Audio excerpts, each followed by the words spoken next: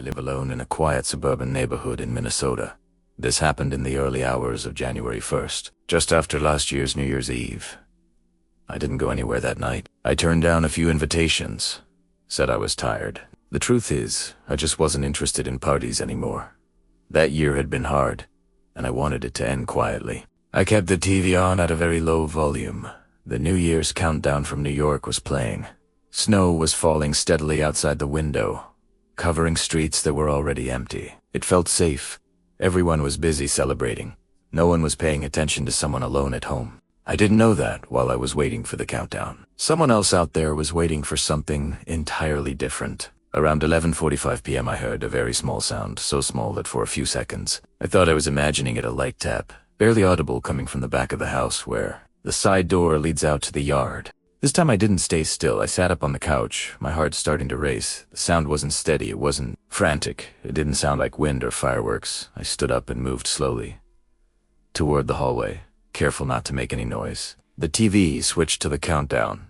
The clock on the screen read 11:59 p.m. I stopped a few steps away from the back door. 10. There was a very soft knock. Not an impact. A deliberate knock. 9. I heard a weak voice through the door. I couldn't make out the words. Just enough to tell it was a man's voice, sounding like he was trying to stay calm. 8. I asked who it was. I didn't open the door. I said if he needed help, he should go to the front door. I said I would call the police. There was no immediate response. Just heavy breathing, very close. 7. The voice came again, still quiet, still broken. He said he needed help. He said he was cold. I stood frozen in place. I couldn't see him. I didn't know who he was. I didn't know if someone else was out there with him. 6. I repeated myself louder. This time I told him to go to the front door. If he didn't, I wouldn't open the door. I stayed back, my hands shaking so badly I had to grip the wall to steady myself. 5. There was no reply. No more words. Just the sound of breathing, and then nothing. 4. I waited a few more seconds. No more knocking. No footsteps moving away. Nothing at all. 3. 2. When the TV announced Happy New Year, everything outside was completely silent. I stood there in the dark for a long time. I didn't call 911, partly because there were no more sounds, partly because I was afraid I had misunderstood what was happening. I was afraid of calling the police over a mistake on New Year's Eve. I checked every door in the house. The front door, the bike door, the side door, all locked. No signs of forced entry.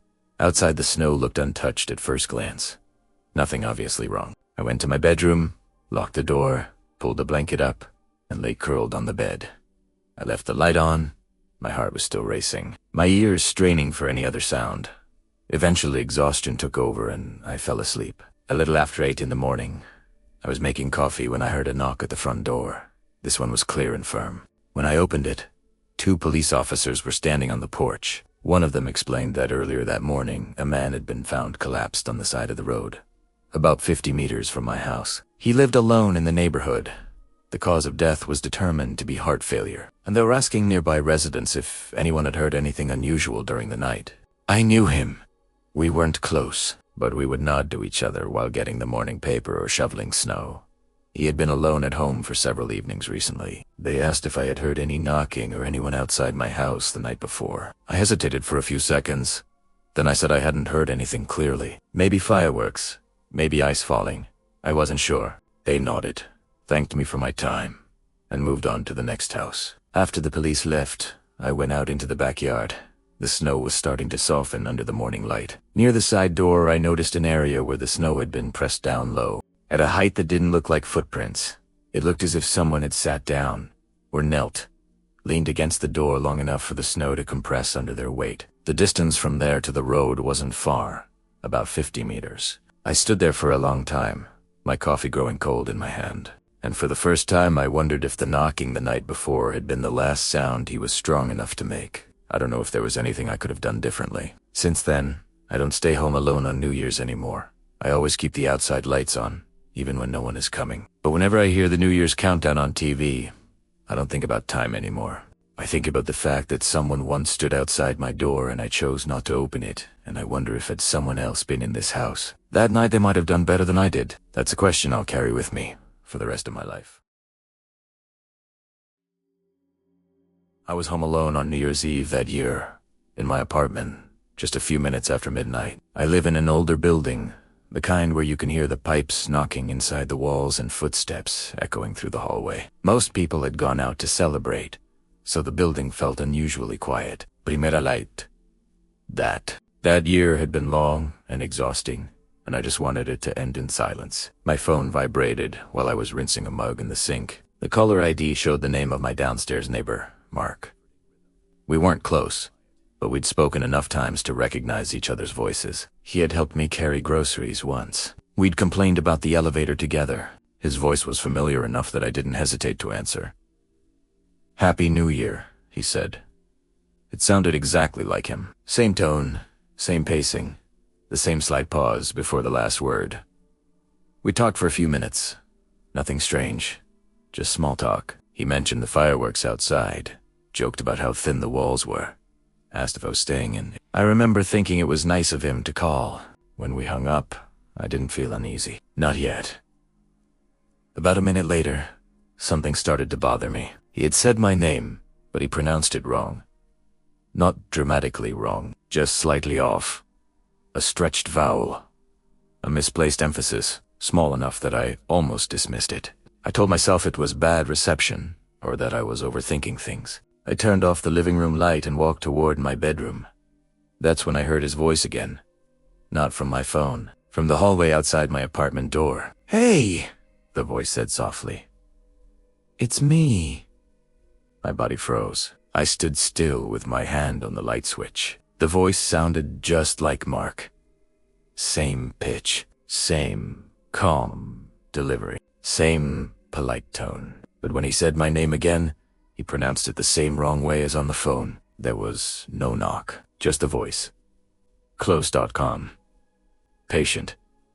"I forgot to mention something earlier," the voice said. "Could you open the door?" I stepped backward. My heart was pounding so hard I could hear it in my ears. I didn't answer.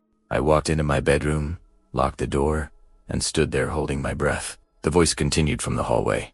Still gentle, still controlled, as if whoever was standing there wasn't in a hurry at all. "I know you're in there." A pause, then quieter. "I just want to talk."